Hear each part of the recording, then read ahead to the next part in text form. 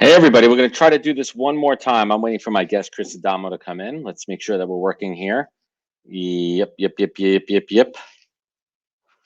Let's try this again. Chris, hey, there we go. What's up? We made it. Now let's make sure that we're actually streaming and people could actually watch us because we should be good now, man. Look, we're live. Look.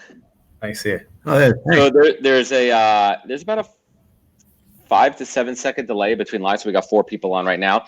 Five people, five in the live. What's up, everybody? 6. Can I get 7?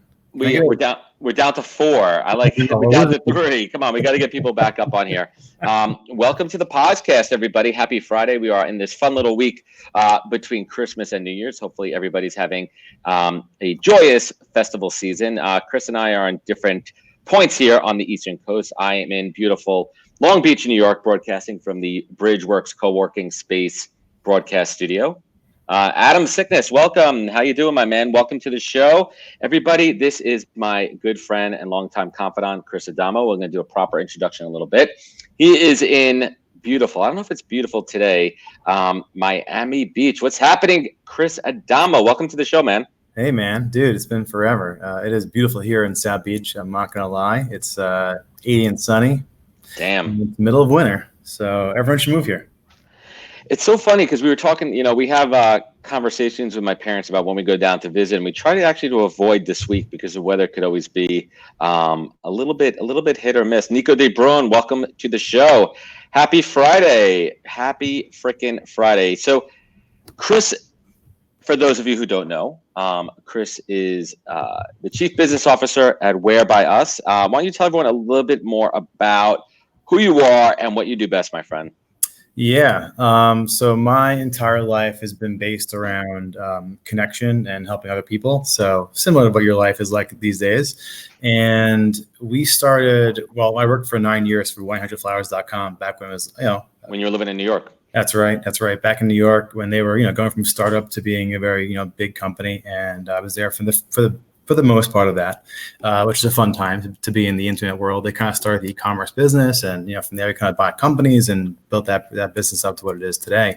But about 5 years ago, I moved to Miami, and I was looking to get my hands dirty in the city I was living in, which I think the future of our civilization kind of relies on getting active locally in your cities, because change happens on your corner first before it happens nationally or globally. Think locally. So that's right. So, really for us, for me, it was like I wanted to get involved in the city. And it was 3 friends of mine who started this little kind of side project where they were doing a daily newsletter all about the city that I was in Miami. That was called The New Tropic. And I loved it. I was one of their first readers, and I loved what they were doing here. And I decided to have lunch with them one day. And they're like, well, we think this is an idea that could scale. And I believe in newsletters. I believe in different forms of engagement that people are not really like going all in on. At the time, email newsletter, it was kind of new for a daily newsletter around news. So now it's pretty much everyone's doing it now. So we started with one newsletter, and now it's become to 5 cities. And this next year ahead of us is about us opening this up to other people like you who are creators to have their own publications and cities. Because right now the news business locally is kind of in a strange place. We know we need it. We know we need it, but it's hard to get funded. Yeah, so it's interesting because when you think about email, and when you and I have like these kind of academic conversations all the time, usually over a drink or two. Michael Goldberg, what's happening, man? Yes, the Giants need to beat the Eagles. We're going to play spoiler this week. We're live, Chris. So it's like a fun little radio show. People have comments in there because they see my Giants hat here. But we talk about email marketing all the time. Like it's not dead. It's actually very, very much in fact alive.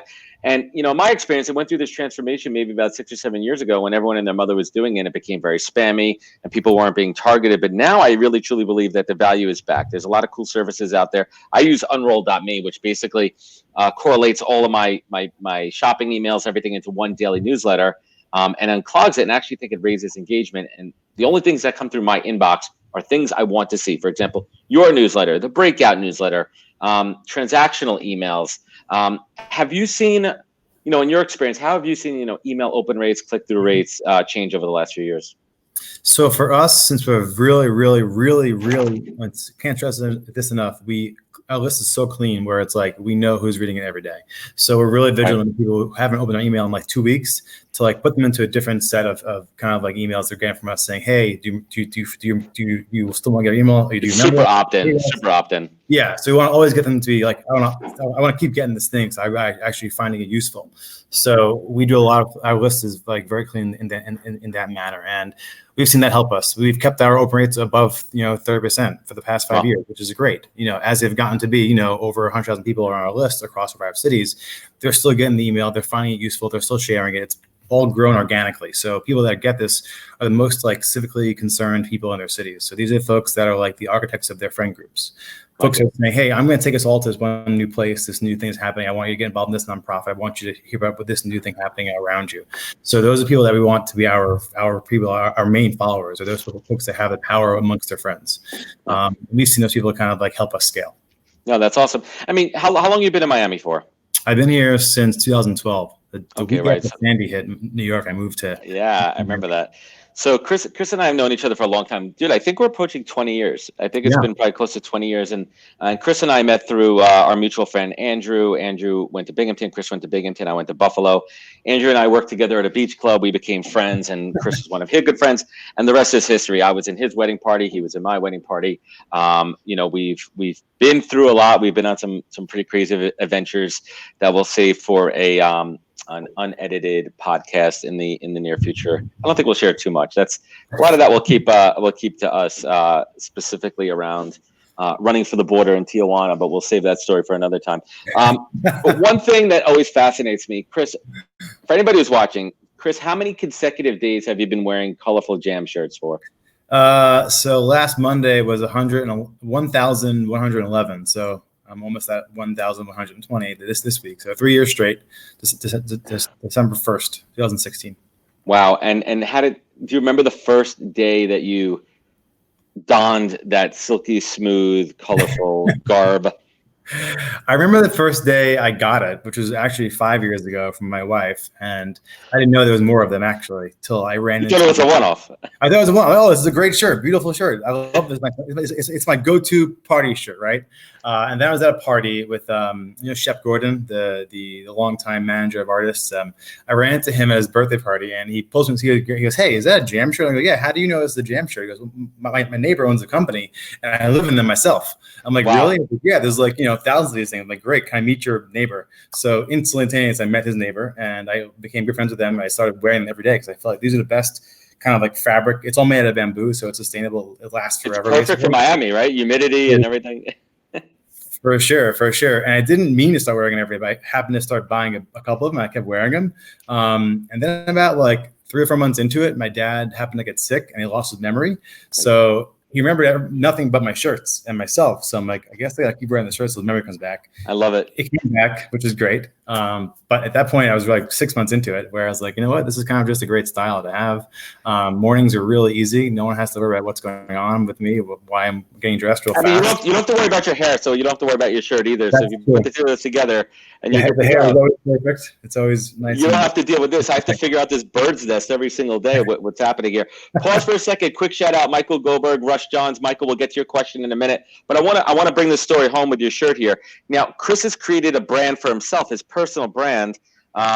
Michael Goldberg asked if you have to water your shirts. Question: if you have to water your shirts. Michael's great. Michael's in Dallas. He's a Dallas connection. Rush Johns, good to see you, man. Rush Johns has Pirate Broadcast. It's an awesome show. I was on a couple of weeks ago. But Chris's shirts have really helped him kind of define this brand. It's almost like Steve Jobs, with the turtlenecks, or when you see certain people who always kind of wear the same thing. Gary Vee with the beanies, whatever it is, and the socks and everything. But tell us a little bit how you've incorporated the shirts into your own personal brand. I think it's pretty cool. Yeah, I mean, it's nice not to need a business card anymore because everyone sees the shirt and they kind of know who I am. At least in my world, in my network of people, it's kind of easy to have that to kind of go to, and it's really a good icebreaker. I will say everyone comes to me and says, "Hey, nice shirt. It's a great shirt." I'm like, "Thanks, appreciate it." And then from there, it's easy to have a conversation about whatever is going to happen next. So I know the first line is really easy. And it's great also. I travel a lot with Chris. We're hopefully heading to our 3rd South by this year. Yeah. We have a cot for you. We have a cot for you at the JW Marriott. It's happening. We're good on that front. Let's go back. I have a question in the background, email marketing. It comes from Michael Goldberg. He asked, How do you prevent marked as spam? How do you prevent being marked as spam? And I know there's whitelisting, white labeling. There's whitelisting, I should call it. But how do you prevent yourself, generally speaking, from being marked as spam? A lot of it goes into your subject lines and your open rates and people not marking you as spam themselves. So we do a lot of education amongst our readers to say, hey, put us in your, kind of like your folder that says this is like an important thing for me to read. It's not spam. And we're really good about doing that and having this sent out every couple of weeks, just kind of educate people how to do that, because Gmail is really vigilant about that kind of stuff. So having that open line to your readers, say, hey, do you like this? Great. Then tell Google that, because that's kind of the biggest reason how to get that to show up higher. Not be spammy is another one. I mean, that's the other thing too. I mean, you mentioned it earlier. I mean, you have a very dedicated, loyal list. I mean, these people know they're getting it for a reason, and it's all opt-in, right? Or through partner emails. Totally, all opt-in. Yeah. We're getting them one-to-one. They meet at an event. They come to a thing that we've been a partner on. A friend shares with them. They get it through LinkedIn, through Instagram, through Facebook, wherever they're getting our content from. And our email is our first kind of morning touch point, but then from there it kind of goes off of into like other places on the internet. So hold on. Wait, the rabbi's here. The rabbi's going to come in. Hold on. Oh, amazing. The rabbi's going to come with us. We're on LinkedIn Live, everybody. LinkedIn Live, everybody. Hey, donuts over here. Thank you. Which one do you recommend? I'm going to go for one of these here. Hey guys, happy Hanukkah. Guys, happy Hanukkah, everybody. Enjoy the holidays. Good Shabbos. And good Shabbos. And good Shabbos. Bye, guys. This is Co-working 101. Hold on. Thank you. Thanks, Rabbi. See, we're live. You never know what's going to happen on LinkedIn Live. So I got my Hanukkah donut. Does the rabbi have a shared space office there? Yeah, he's right there. He literally is across the hall. And he gives me challah bread on Fridays, and I'm not even messing with you. It is the best challah bread. So I need to rip a page out of my notebook to put this down. And I'm on a kind of a diet here, but look at this thing. That looks great. I mean, how do I not eat this? I'm literally putting it on a notepad. You're gonna eat that. So this is bridge work. So this is what happens here. We're in Long Beach. We're live here. Jarvis T, what up, Ed? Michael Goldberg saying you need to come to TalentNet in Austin the Friday before. Michael. Done. I'm going to talk. No, Chris. We're not going to talk about this. So let me explain this to you why I cannot go a day early. Friday, March 13th, Chris, is a very important day in Adam and Alona history. Do you know why? Oh, is that your engagement day? That's a 10-year wedding anniversary. Wedding. Oh, I remember that day. Well, barely. Barely. So I cannot travel on my 10-year wedding anniversary, Michael Goldberg. I know I've been talking to Craig Fisher about TalentNet. So Chris, there's another talent event on the Friday before South by, and if it was any other day, Michael Goldberg, if it was any other day besides March 13th, my wedding anniversary, I would be there a day early. I would be at TalentNet. But I will be there on Saturday morning. So anybody who's still in town for TalentNet, I'm down to meet up. We'll be at the JW Marriott, hanging out in the lobby. South by is awesome. And one of the things I love about South by is the networking. Chris and I are a power tag team at events. We're like, Cheech and Chong. That's a bad analogy. I don't want to use Cheech and Chong. Bad analogy. Siegfried and Roy, bad analogy. Starsky and Hutch. We could use Starsky and Hutch on this one, right? We're a pretty good combination here. But Chris is an expert connector and a masterful networker. Chris, you moved to Miami. You knew a few people. You didn't know a million people like you do now. But how did you break through? How did you network? What are some of your secrets to success? I'm really good at researching things and reading what's happening around me. So thankfully, we had my newsletter, which was good to kind of learn what's happening around me. And I try and kind of gravitate towards things that I have interest in, that I have some sort of education on, that I can speak like a, positive person in it. So I bring some value to the table. So I found people around the bike scene, around the baseball scene, around the music scene, around the arts scene, and around the nonprofit scene. So that was my 5 kind of things I really knew a lot about. I got to Miami, and those people I ended up becoming friends with, and then doing business with. I've often found people through becoming either like an advisor network or folks like that, and then DM people on Instagram. It's the easiest thing these days. Is like super. There's no more fence. You slide right in and you connect with them. Get right in there. If you have a question with somebody, just make a friendship. It's not hard. And again, don't be spammy. Just be like, I have this to offer. You do this. Thing we could probably find somebody to help each other out. So right, being authentic and being real. I mean, that's something certainly that you do best here. Dad life. You're a new dad. How old's Ryder now? Is he 6 weeks? We're close to 6 weeks. 5 weeks. Yeah, he'll be 6 weeks next week. So he's He's a startup, and I treat him like that. He's a startup. Right? Let's unpack that a little bit. You're comparing your kid to a startup. What do you mean by that? So in order to have a startup thrive, and there's no other option for baby, the baby must thrive, you must treat it like such. So there is a model to having a baby, and you have to follow these directions and follow your actual plan, which means he needs lots of food, he needs lots of sleep, he needs lots of positive energy around him, and repeat. It's really not hard. A lot of folks don't understand babies, so that's the biggest problem. And it really is about having them well fed, having them for sleeping, and giving them a good environment to do both of those things. I like it. The burping part and then the diaper part, which we'll leave for a different time, but those are also important too. But the kid only cries for 5 reasons. 5 reasons. I mean, dude. I mean, listen. I'm on my second kid, and it's a big difference when you get to kid number 2 because you've already been through the ringer there. But you're definitely going to learn a lot. And I'll tell you right now, man. I mean, we just got back. We went to over Christmas break. We went to this new water park up in Monticello. It's called Cartwright. And Oliver, my son, for those who are not familiar, he's just turned 16 months, right? So he is a monster. He's a beast. He's walking everywhere. And to chase after this kid in a water park, dude, I am still exhausted. So what I'm trying to say here is enjoy the time while your kid cannot walk and your kid cannot talk, and just cherish it all. And you and Randy, you're a great team, and I think that's really the key when you have 2 people that believe in each other and teamwork. To make it totally happen. Let's talk about 2020 for a minute. 2020, what's on store for you personally? What's on store for Where By Us? Well, the biggest thing is balance at this point for me is having a baby and still running a startup. So that's going to be tricky, but also amazing. So I will give props to our company. We have a great platform for paternity leave. I'm taking 2 months off. So that's hard in startup life. But we've done the proper hiring behind us to take those time off. And it's important to have a person who's, well rested every day of their life, because otherwise how are you going to be a good employee if you can't, your mind's not rested enough to do it. So your attention is super important. So I think 2 months is enough. Probably need more, but it is what it is. That's fantastic, man.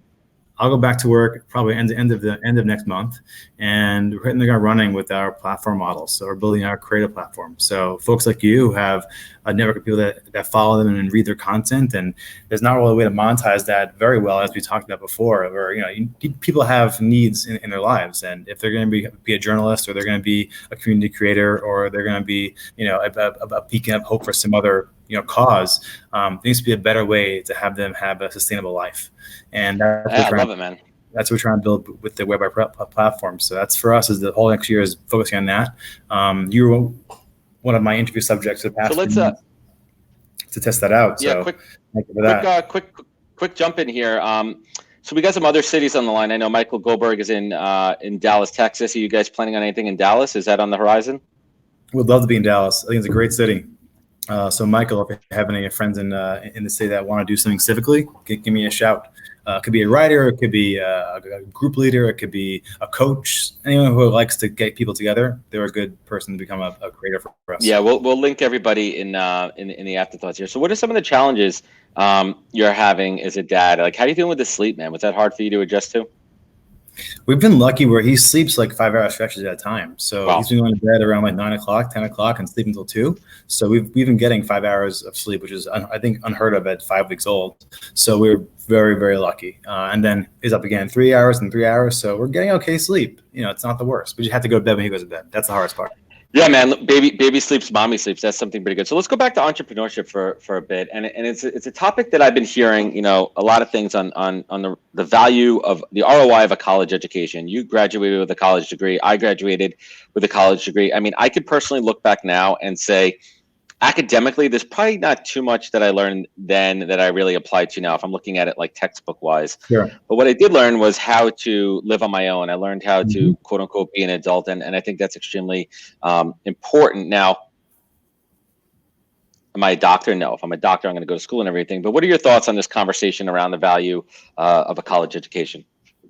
I wouldn't have gotten the jobs I had as a kid without having a degree. So I needed that to get those jobs. And then I needed those jobs to learn about how to, be a fruitful person. So I need the college education personally. I was also a young man at 18 years old and had no idea what I was doing in life and how to have like social skills. So that part of it is great. I don't believe in like spending 50 grand a year on college. I think that's ridiculous. Right. I think you should probably do the first 2 years at a local school, maybe community college, or even do things online and get as many things as you can get out of the way. And then maybe do a year or two of college to get your final degree. I like that. I think it's a good mix of it because you need to have that in the world, experience. I think it really helps be living with people that you don't know, because that's what life is like. You don't know anybody around you. You have to be able to adapt to them and understand what's going on. So for me, I loved college too. It was a really good time. So I don't know. I want those years. I mean, I was there for some of that. I mean, I could, but a lot of the people making this argument, in today's modern day and age, like you don't need that. I mean, entrepreneurship, you could learn everything online. You could learn from people, and just by trial and error. And college isn't for everybody, right? I think that, but there's also a lot of people that are throwing around a very heavy weighted point of view on college education, and there's certainly pros and cons to it. But I always guide people: be mindful of who you take advice from. Yeah. Right. So, who are some people in your world that you look up to professionally for business advice? Who are some of your mentors? I have a lot of mentors, actually. My first two mentors actually are my two dads. So I have a rich dad, poor dad situation where my dad, my real dad, Bill, grew up very much a working man, like taught me like how to get good grades and how to go to and do your best work for someone else and learn from them and give everything you have to other people. And he taught me so much as a child, how to, play sports. And then my other dad, Randy's dad, is very much like comes from a different world of like, of wealth and like how to manage your money and how to reinvest in people and how to give back to the community. I took both those people's advice very, very to heart throughout my entire life, still to this day. And not many folks, I think, put their dad up there as their mentor, but I mean, you should. I love it. That's your first one. So hopefully, I give props to them for sure, because I'm seeing it every day still. And as they get older, I'm learning from them as they get years and years on them. So, and then I've become their mentor too now. But I bring the young side of things to them, which is really cool. So now it's like a two-way street, which you probably didn't have when you were a 10-year-old. No, much different world that we live in. It's wild how fast you can learn these days. And then I have so many mentors that operate, on the internet for me, which is great. So I will give to Tim Ferriss because he got me to become skinny. He got me to work from home. He got me to understand how to outsource things. And I respect that man for all he's written. Never met him in person, but I've talked to him on the internet a bunch. And, thank you. I mean, the 5 hour, is it the 5 hour work week? 4 hour work. The 5 hour book is the one that I wrote that sold 2 copies, and he wrote the 4 hour work week. The 4 hour work week, I specifically remember reading this book, and I think I was I in my mid 20s when it came out, right? Yeah. It was right after college in mid 20s, and for me it was so far ahead of its time. Like that when that book came out, like really setting the foundation, because like his whole dream was you could do whatever you can from a sailboat in the middle of the Mediterranean. Like it didn't really matter where you were, but I always thought it wasn't really practical. It was more inspirational, more of a reach. And now, 15 years later after that, that's the life that I'm living. I mean, I'm literally making money while we're talking right now in my sweatshirt, my company branded sweatshirt, right? Which is important initials for me over here. I'm in Long Beach. I create the life that I want. And I think that you and I are both doing that, but not everybody could do that. And it takes work. What is one lesson that you learned early on in this journey for you, man? Like when you went down this entrepreneurship path and like, what's one major lesson that you learned the hard way? Oh man.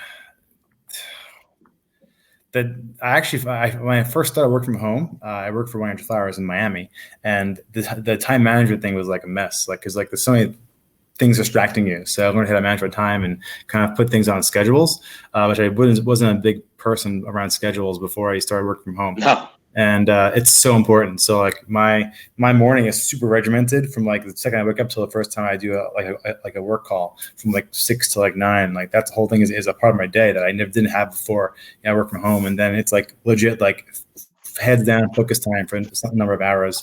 And then you have also to take time midday to like, have a reset button. So time management for me was huge. And I learned that, there's also a value of like what you want to put in front of what. So especially now being a dad and having a startup, you have to really put things as priorities. So that's big right now for me for next year, is like making priorities, and like that's what we're doing for the next, forever now, with having a third human being to take care of that. Before this, it was all different. It was basically just me, just stay alive. Now, don't die, don't wind up blacked out in a dumpster somewhere. But it's so interesting too, right? Like as you grow up, you realize what's important, and you learn by trial and error, and you learn by mistakes. And I think I've told you this, and I hate to use the word preach, but I say preach all the time.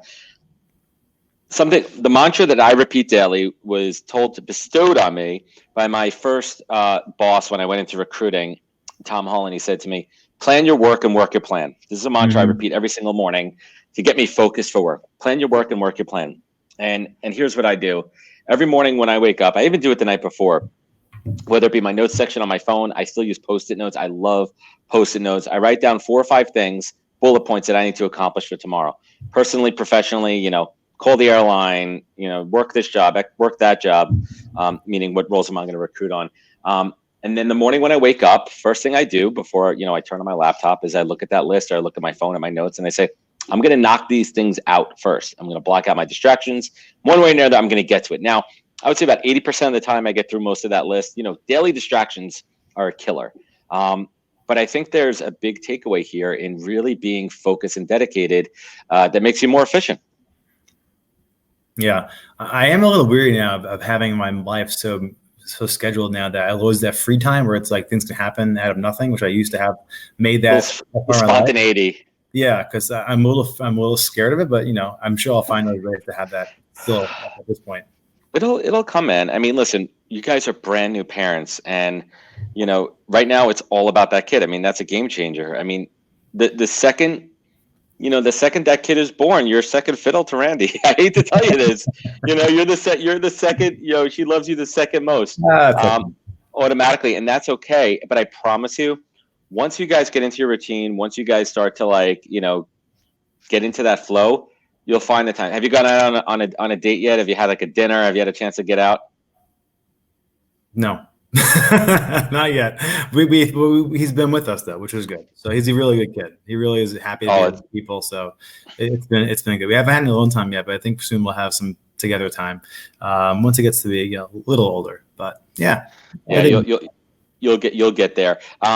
Yeah, and we're looking forward. We'll be down there. We'll talk about dates. We're going to be down there towards the end of February, and we'll make some plans to get down there. So, Chris, now that you're a dad, you need to start telling some dad jokes. Do you have any new dad? Do you have any new dad jokes in your repertoire? Oh my God! I think my life is one big dad joke anyway. So I have the shirts. I'm already a dad. I'm living life. I'm a walking dad joke if I could be one. Man, I think I make these like silly remarks all day. So I'm all about the puns, and that's like dad joke number 1, right? Just follow the puns. If you follow the puns, you'll be in good shape. So while this is not the traditional, pause.